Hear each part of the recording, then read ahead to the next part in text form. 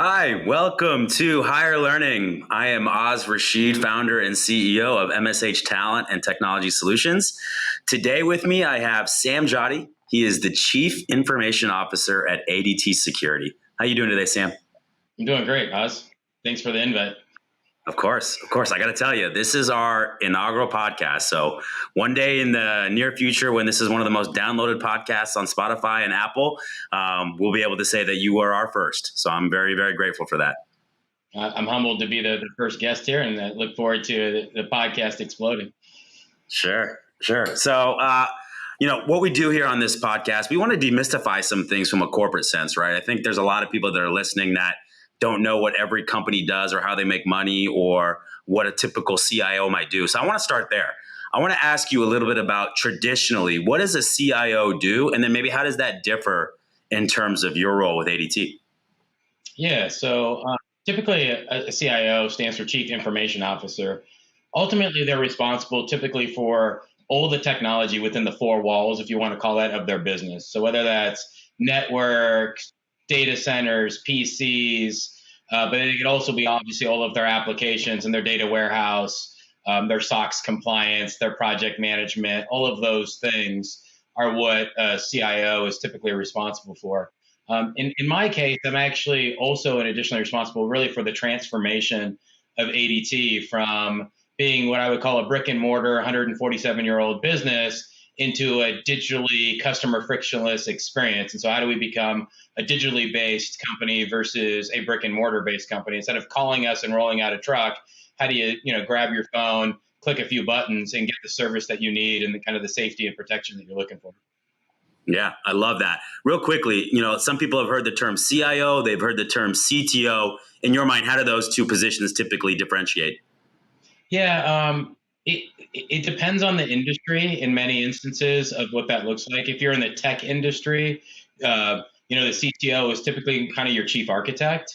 But when you get into like product and services organizations, your chief technology officer is typically the person responsible for the product that the end user is buying. So in ADT's instance, our chief technology officer being Raya, she would be responsible for the product that's installed in your home, your control panel, your sensors, your cameras around that, where I would be responsible for the actual alarm event and then all of the systems to support that, whether it be your billing relationship, whether it be a new sale or any of the order to cash platforms. Yeah, fantastic. I just so happen to be a longtime ADT customer. I do use the Pulse product, so I've been using that product for quite some time, and I've seen some incredible innovations there. So that's awesome. I'm going to challenge you a little bit here because I want you to be as simple with this explanation as possible, and obviously share what you can share. But I do want you to explain it to me like I'm a 10-year-old. How does ADT make money?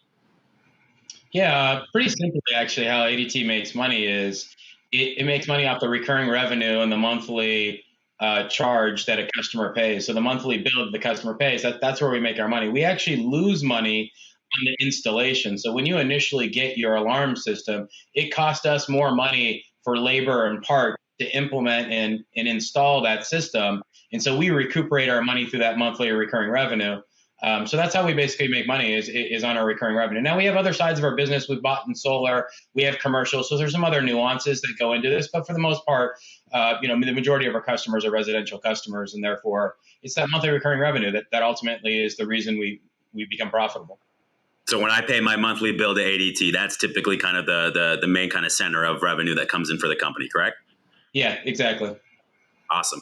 One other question. I think you've told me before, false alarms in the security industry are something really tough to deal with. I'm interested because I had one of these go off in my house last night. How is ADT, like what type of loss is that for ADT typically, and what have you all done to mitigate that? Yeah, great question. It's an industry issue. 98% of all alarms are false alarms. Your alarms, really, really focusing in on spending our public safety, our first responders, whether it be fire, medical, or police, making sure that they are actually getting the right alarms, the right systems, and helping save lives at the end of the day.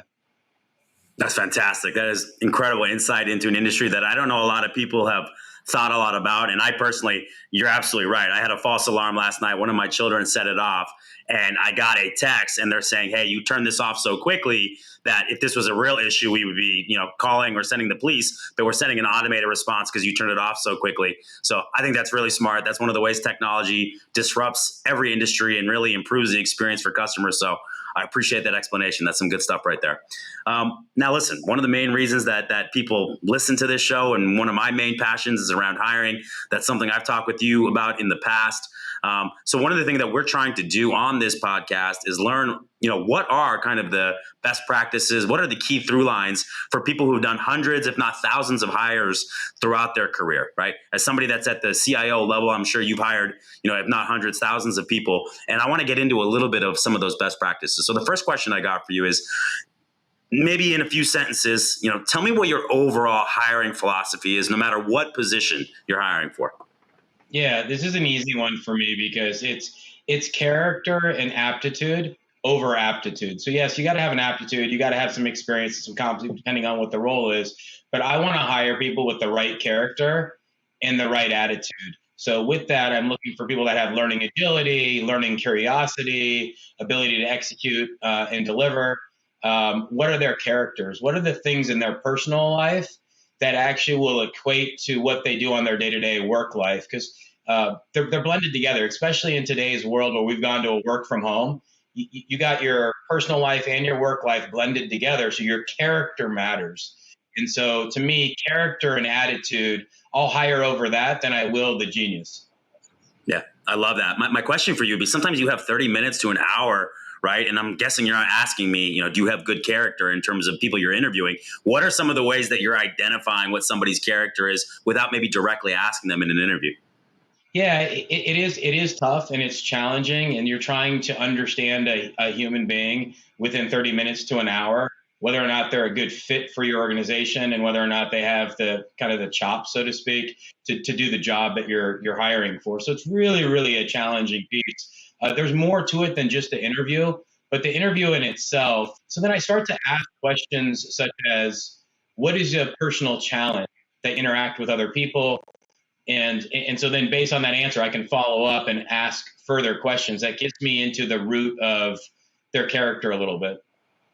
Yeah, that's fantastic. So I'm interested. You've obviously done lots and lots of interviews. You don't got to name names, but is there maybe a specific interview that stands out to you, one that was super memorable in terms of somebody you were interviewing? Well, there's probably a couple, but one in particular is, I believe it or not, I had an individual that literally came to the interview on drugs and had it on their lips, some white powder that was actually on their lips. That is pretty memorable. Safe to say that interview lasted about 5 minutes, and kind of walked them out the building. Sounds like a character. That might be what you were talking about in terms of character issue, right? Absolutely, that was an easy no need to hire. On the flip side, on the good experience side of that, had an individual that was so prepared for understanding the culture of the company, the references that they had done, the strategy, our 10K report, what our earnings call. They had done so much research on the company. It was so impressive to see somebody that spent that time understanding not only the company, but even me personally, and did research on myself and understanding that, to the point where they did research to people that I had worked with in the past and called them up to see if I was a good boss. Wow. Around that was impressive. Why was it impressive? Because it told me that they were serious about the opportunity, but two, they cared about not only the company they're going to go work for, but the person they're going to go work for. And I would tell you, from a career advice standpoint, the person that manages your brand the most, your manager. And I think most people don't fully appreciate and understand that who your manager is matters, especially in corporate America. Yeah, I totally agree with that. Early on in my career, when I first started and I moved out of technology and I got into recruiting, I realized that the highest correlation of satisfaction in the job is not compensation. It's not even challenge of the role or the company or even the company culture. It's your direct manager. I've seen a lot of people have everything you could ever want in a role, but they didn't get along with their manager. And so they were very short time for that company, and vice versa too. I've seen situations where it seems like all kind of mitigating factors and circumstances are tough, but you have a manager that you really align with and that you believe in and that believes in you, and you'll stay at that company much longer. And so that's one of the things that I think is a real key correlation on your call out. And listen, anybody who's listening, who's getting ready to go to an interview, right? And that could be any of us at any given time. Preparation, super important. Putting in that prep work, doing that, whether it be sports, whether it be getting ready for a big presentation or getting ready for a big interview, preparation always stands out. So I love that you said that. Is there any interview, whether it be academic or professionally, that you went on that you really remember either for good or bad reasons?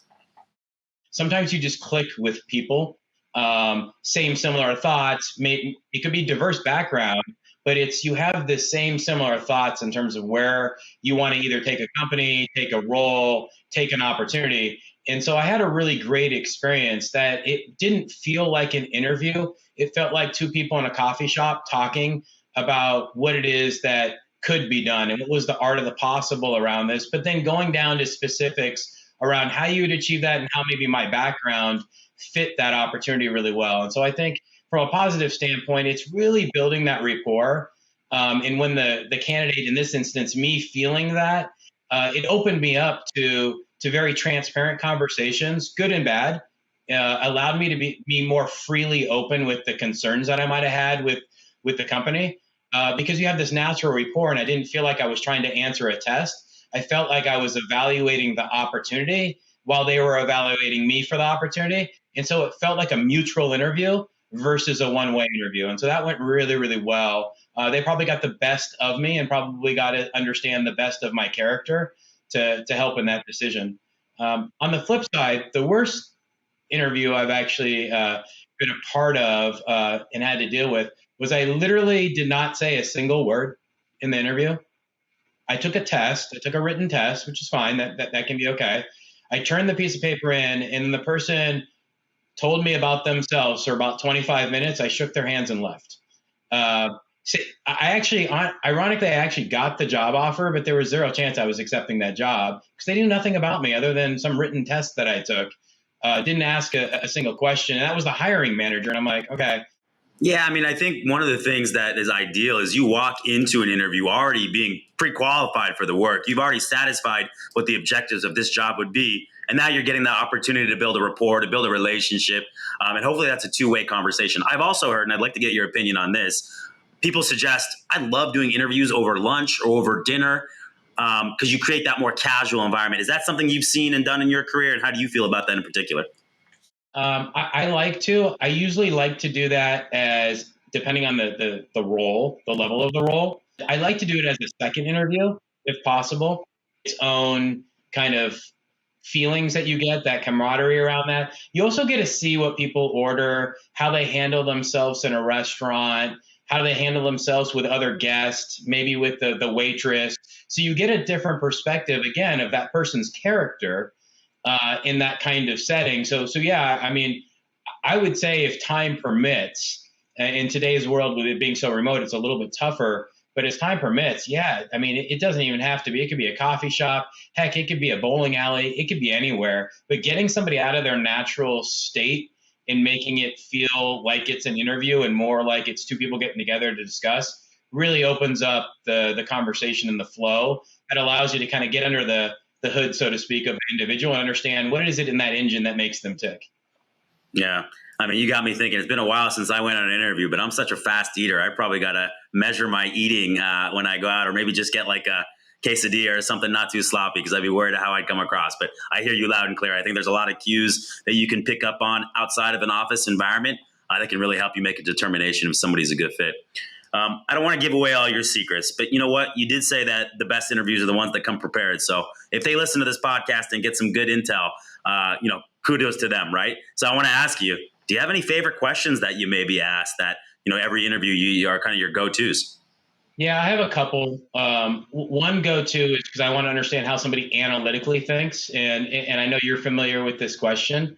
But, if I asked you how many pizzas were delivered in the state of Florida, how would you, and you can pick any state, and it doesn't have to be pizza, but how would you go about doing that? A network versus how much they rely on their own research or a combination of both? Those tell me a lot about an individual. Me being in the technology world, being a CIO, I'm always looking for those self-starters, that learning agility, high analytical skill sets. And that's not for every role, and that's not for every person. There's different roles and different characters you need for different roles. But me being in the technology world, that learning curiosity, learning agility, and analytical skills is really important. Yeah, I love that. I'm going to use that pizza one. That's a good one. I hope you don't mind if I rip that off. I like that. I'm going to definitely use that in my next interview. My next question for you is, listen, we all miss sometimes when it comes to hiring, right? We all think somebody, all that glitters is gold, and it's a great interview, and then you hire them, and it doesn't work out, right? Whether it be 1 week, 6 months, 1 year later. If you miss on somebody, what is it you typically would have missed on the interview that maybe you look back and say, I wish I would have refocused on that? Yeah, I think it's actually a pretty consistent theme for me when I miss. I think I'm looking for character, as I mentioned, right? And I'm looking for their attitude. But what I tend to miss in those instances is how do they actually execute, right? What's their ability to apply their emotional intelligence as well as their IQ, their actual intelligence, and how do they apply it, right? And that application of their character, who they are, what they are, sometimes you tend to miss that. And I think that's an area where I probably need to do a better job, quite frankly, in the interview process, making sure, can this person execute on what it is that they say? There's only one thing better than a great idea, and that's execution on that idea. And we need people who can execute. So I don't need all ideation. Now, when you're around out a team, sometimes you do need that strategic, visionary thinking person, but you better have somebody who can execute and deliver. And obviously the home run is we can get somebody who can do both, which is rare in the technology world. But I think that's probably the common theme for me. Yeah, I really love that. I mean, I've hired people in the past that seem to have a high intelligence quotient and a high emotional quotient, and then for whatever reason it didn't work out. So maybe we need a third one. We need an application quotient, the ability to take these great gifts you have emotionally and intellectually and actually apply them to something that's building a company, building your career, providing value. So I absolutely love that. And I think that's something that a lot of people miss on, and it's something that we can rethink about when we go through a traditional interview process. How can we better understand if this person as good as they sound, and how do I know that they're going to apply what I'm hearing? I really love that. Last one around the interviewing experience that I want to get an idea from you around. We all talk about the importance of a great experience. One of the things that I talk to customers about a lot is that one of the most underrated forms of marketing is your application process, your interview process, right? Because if you have a bad experience interviewing for a company, or you don't hear back from a company, or the company ghosts you, as so often we hear about, not only does that impact your desire to work at that company, not only if your friend comes up to you and says, should I work at that company? And you would tell them probably no. But you know what? It might also impact your feeling about them as a consumer, right? If it's a B2C company, you might not want to buy their products if you have a bad experience. And so I tend to think that experience is something that people don't think enough about because, it's not something that you see A to B. I'm interested, why do you think, if you do think, an experience for any candidate, hiring or not hiring, is important for you and for your company's brand? Yeah, absolutely. I actually agree with everything you said there. And I would say that the interview experience is actually a telltale sign to the culture of the company. And so it does impact your brand to every candidate that applies, every candidate that interviews. And to your point, it even potentially impacts their buying decisions beyond the job.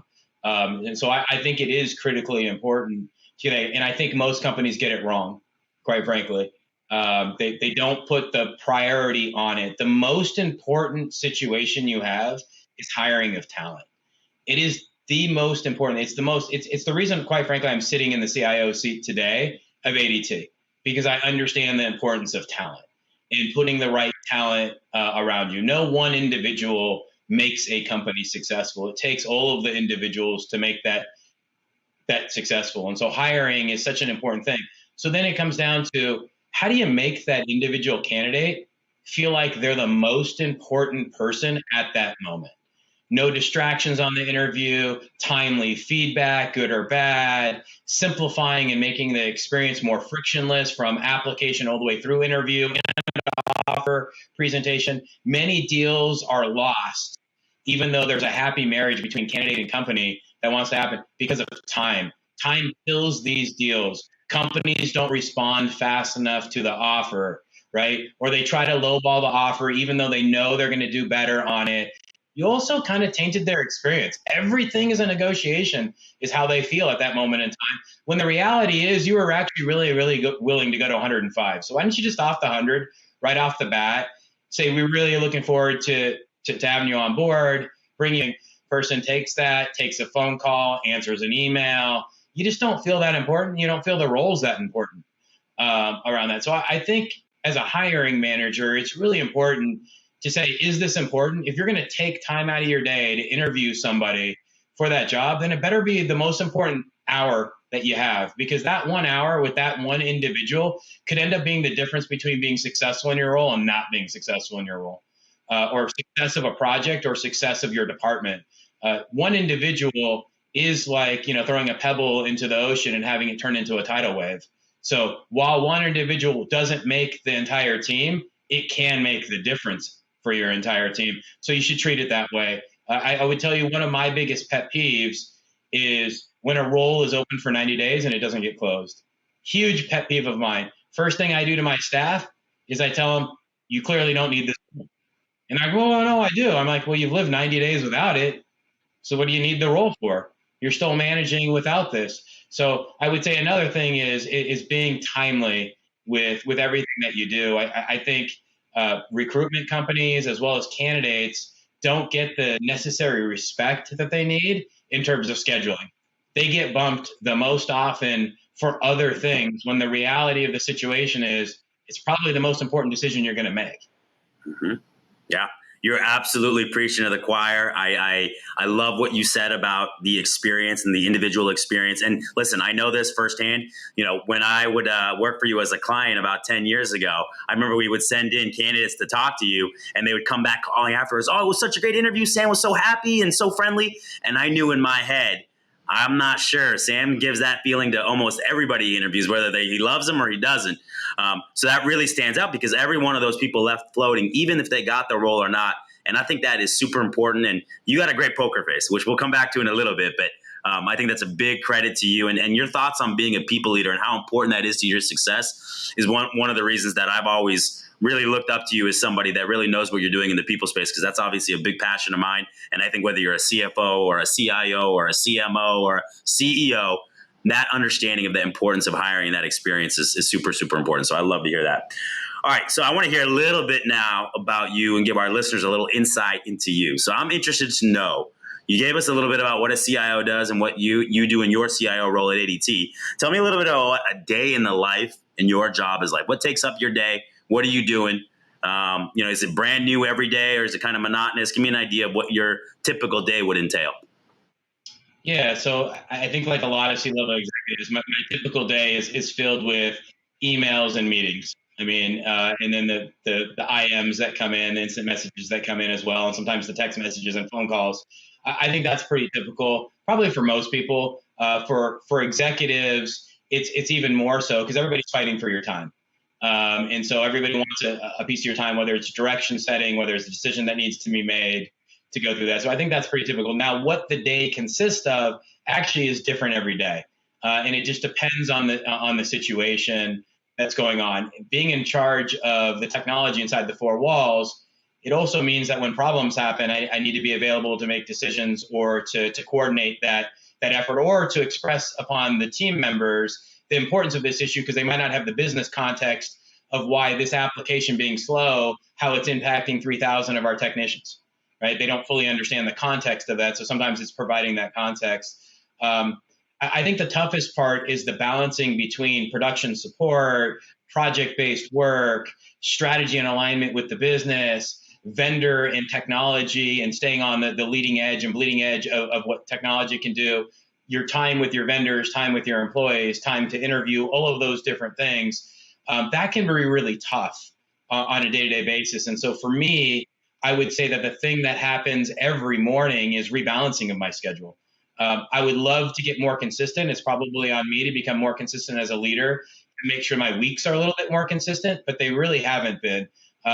Being in this role, I find my day and my weeks shift. Sometimes I'm supposed to be in New York. I end up being in Dallas, right? That happens. more often than I would care. I tend to think it's because we don't plan as well as an organization, and make myself, as the first one at the top of that. At the end of the day, what happens is life happens, and life happens personally and professionally, and you just got to be flexible when it goes there. But I would say that in the life of a CIO is problem solving and planning. Right, those are the two things that on a day-to-day basis I'm constantly doing, trying to solve problems and trying to plan for what we need to be doing next to deliver the most value to the organization and obviously to our shareholders and stakeholders.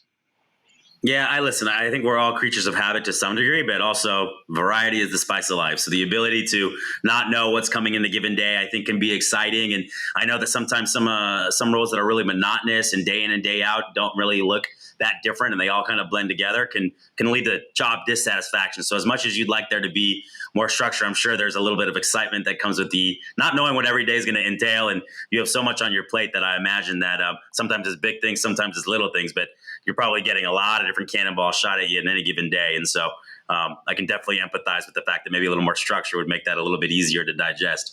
I'm interested how much you talk to your direct reports versus the rest of the organization. Do you find that you're messaging out to the rest of the organization, or the IT organization in particular, or are you typically pushing that down through the conversations with your direct reports and having them have those conversations with their team? Yeah, this is a great one. There's a balance of both for me. I'm the type of person as a leader that I want to have, and we all talk about it, and everybody says an open door policy, but what does that really mean? And I had an intern reach out to me via instant message, said, "Hey, I saw that you were in town. Do you have time for me?" And I said, "Sure, why don't we go have lunch together?" Right? So it doesn't matter the level that they're at. It doesn't mean not the back of the jersey. So the front of the jersey says ADT. Back of the jersey might have my department, my name, my title, whatever it is. Doesn't matter. It only matters about the front of the jersey, and the front of the jersey matters to everybody in the company and our shareholders and stakeholders. And so it's how do I make time for everybody? So there's newsletters that goes out. I do a monthly town hall. I do some skip levels. I talk to a lot of the different folks. Now, do I get to everybody? I don't. I wish I could. You just don't have enough time in the day. I have about 1,000 resources underneath me. It's just not even a feasible thing to be able to meet with each of them on a regular basis. So some of the messaging has to go down through my direct reports and working with them. I do spend a considerable amount of time with my direct reports. I have my staff call as usual. I have meetings throughout the week, but then I also try to do a half an hour to 1 hour one-on-one with them as well, and get them the personal time that I think they need. And that personal time is to help them grow personally and professionally in their career as well. So it's not just about the work. Yes, we'll talk about the work, but we'll also talk about what it is that they can improve on. What is it that they can make decisions on their own about? How do they go about being successful in their career as well as their job? And I think that's really important. It gives satisfaction to them that I'm not a leader that's just looking out to, hey, did we get this task and activity done? Did we drive this specific result? No, it's about you as an individual, right? How are you growing and developing as an individual? How is that contributing to your personal career success? And then we can talk about the tasks and activities. And what I found in my career is that I have, access to myself and talk to myself and continue to push the culture of the organization to the direction that we want it to go. Yeah, I love that. I've heard of different executives like setting an hour every day or every week on their calendar for office hours, and then letting people schedule 10-minute increments where anybody as those slots get filled up can use that time. What I hear a lot out of your answers is a lot of humbleness, a lot of servant leadership. You seem like you definitely understand that you're in the position you're in and the company's in the position it's in because of the people you've hired, the people that you're developed, and the people that hopefully you retain and stay with your company for a long time. So you got that part figured out, it sounds like, man. So I'm really appreciative of that answer, and thank you so much for the level of detail there. I also want to know, what are you working on that you're really excited about right now? What's getting you up out of bed in the morning that's kind of really moving the needle for you? Yeah, I mentioned in the beginning that as the CIO, I'm also kind of responsible for the transformation of the business to a digitally experienced business. So what gets me up is there's so many challenges that need to be solved to do that. The number one challenge, interestingly enough, is not the technology transformation. It's the people and mindset transformation. So it's really exciting for me to figure out, how do I change our culture? How do I win the hearts and minds of the resources that want to accomplish the mission? and drive a frictionless customer experience? How do we use AI and ML and data to be data driven and data first in what we're doing and automate so many of the things that are just manually intensive within our business today and drive automation and kind of demanding excellence when it comes to that. So to me, the challenge of taking literally 100-year-old equipment and changing it into modern day technology and modern day experiences. So I like to think of ADT as maybe that Blockbuster in the 90s. How do I make it become that, Amazon Prime or Netflix of today's world? Fantastic. That's awesome. You sounds like you guys have a lot of exciting things going out there. I love the analogy of the Blockbuster to the Amazon Prime and Netflix, and technology's at the center of that. And you're leading like the four walls, or the technology within the four walls of that company. So awesome stuff. All right, we have something we like to do here on the Higher Learning Podcast, where we go into your old LinkedIn posts and we want to see some of the things you posted in the past and get an idea of what you were thinking at the time when you posted this. So the one I'm looking at right now, it looks like you were on a podcast with Chris Zordich, and there's a picture of you holding up a bracelet. So first off, I want to understand a little bit about what this podcast is and how you got on there. Honestly, I'm feeling a little bit insecure now because I know that you've been on other podcasts, so I hope I'm holding up my end of the bargain. But tell me a little bit about Chris's podcast and then what this picture is of you and the bracelet that you're holding up. Yeah, so Chris Zorich, former captain of the Notre Dame football team in the mid to late 90s, won a national championship, the last national championship of the University of Notre Dame. He also played for the Chicago Bears. So interestingly enough, I met Chris Zorich through Twitter. So I had replied to something and he replied back, and then we, followed each other, and then he direct messaged me. And for about a year, we just kind of pinged each other on just different topics and so forth. And he had found out that I also walked on to the University of Notre Dame football team. So his podcast, focuses on leadership and focuses on, Notre Dame in particular, and then a lot of the ex-football players. It goes beyond that, coaches and other people that even, different business people that have been on there. So focus on Notre Dame grads. And so it was a unique opportunity. I think Chris said it, and I haven't done any of the research on it, but he said he thinks that I'm the only University of Notre Dame grad with also that bracelet that you're talking about ends up being a World Series of Poker bracelet. So I won the World Series of Poker in 2014. And that was a really exciting opportunity to go win that. One of, maybe about less than 1,000 people on the planet that can say that they've won that. Kind of fits with my personality of trying to read people at the same time using analytics and math behind the game, and trying to blend both of those into to winning, obviously. All right. So the podcast was fantastic for those that get an opportunity to enjoy Notre Dame football or enjoy leadership. Go follow Chris Zorich. Sure, he'd appreciate that. Great guy, great interview. Really enjoyed the opportunity to get to know him. Yeah, I'm sure he'd appreciate me not adding a D to his last name. So Chris Zorich, got it. Main event. Now, I got to ask you, I guess my understanding of the World Series of Poker is there's lots of events, right? So there's the one that we see on TV. Is that the one you won, or was it was it in Vegas? Help us understand that. Yeah, so in the World Series of Poker is actually a series. So it's the World Series of Poker. So there's a series of actual games, different variants of poker, as people will know when they're playing as a kid, whether it's 5-card draw, 5-card stud. I play No Limit Hold'em, which is what the main event is as well. It was a preliminary event. It was a $1,500, so $1,500 buy-in event. It was a preliminary event to go that. There's anywhere from 60 to 70 total events in the World Series for the given year. It varies. It's grown over the last several years. And the main event is the one that you see on TV. That's the one that, you win $10 million typically if you win it. Look forward someday to maybe do that. It takes a lot of luck to go do that. Unfortunately, this year I didn't get a chance to play. Work kept me busy. So as you prioritize your life, that was unfortunately not one of the ones that made the list of things to do in 2022. You'll get there. When you win it, we're going to have you back on the podcast to talk about the big win there. Do you still play poker? Is that something that's still a part of your life, even recreationally? Definitely still a hobby. It's probably my number one hobby, and really enjoy doing it. Haven't been able to play a lot. COVID changed a lot. I'm not a big fan of playing online poker. I use online poker to basically learn. and study the game. For me, it's like I enjoy the live aspect of it, the social aspect of it. Kind of where I grew up in the streets of playing poker is live. So live poker for me is what I enjoy. And obviously with COVID hitting, it's been a pretty big struggle. So I probably played maybe a handful of times in the about the last year as things have opened up a little bit. Look forward to playing a little bit more as I get more free time. Okay. Just write a note here.